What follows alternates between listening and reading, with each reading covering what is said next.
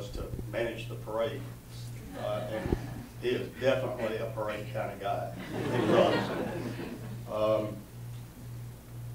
He wanted to retire on his anniversary, the 2nd of July, and I said, no way. So he has graciously agreed to stay with us till after Labor Day of next year.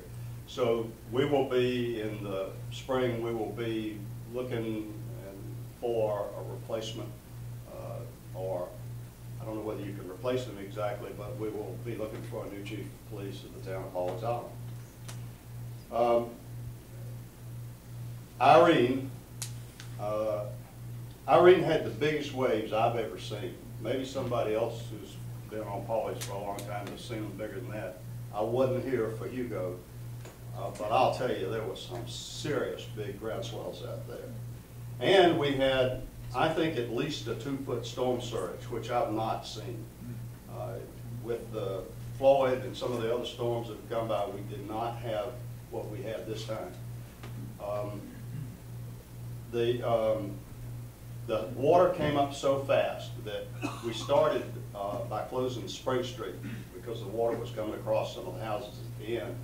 And we had a lot of sightseers, which we had to get off of Spring Street. By the time we got them off, a good portion of Myrtle Avenue was already covered. So, I mean, it really came up fast, not a typical tidal thing. So we moved from getting Spring Street closed to suddenly realizing we had to close the island, which we did. We put officers on both causeways. If you were a resident or a property owner or a renter, you could get on. Some people think we just shut it down. We did not. We kept the sightseers out, and there are a lot of them when these storms come by.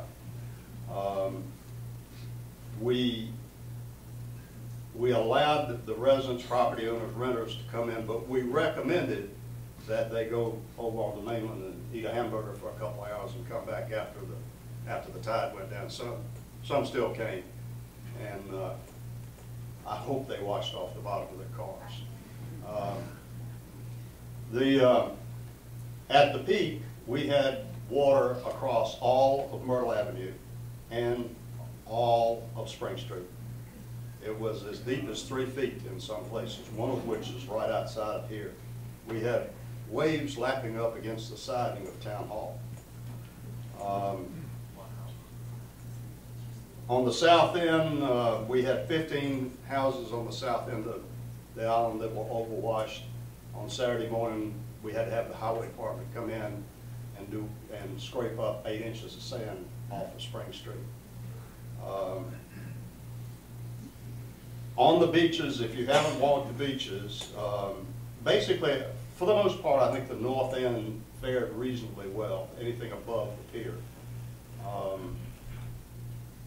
From the pier south, basically, if you had a sand dune which was 3 or 4 feet high as your primary sand dune, it was either 2/3 scarped or overwashed. Scarped meaning straight up and down. If you had one over 4 feet, it was at least 50% scarped back to the top of the dune, basically the peak of the dune line.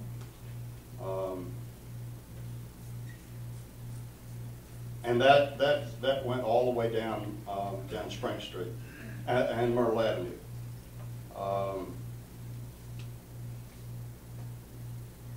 The groins, however, are doing their job, which I'm sure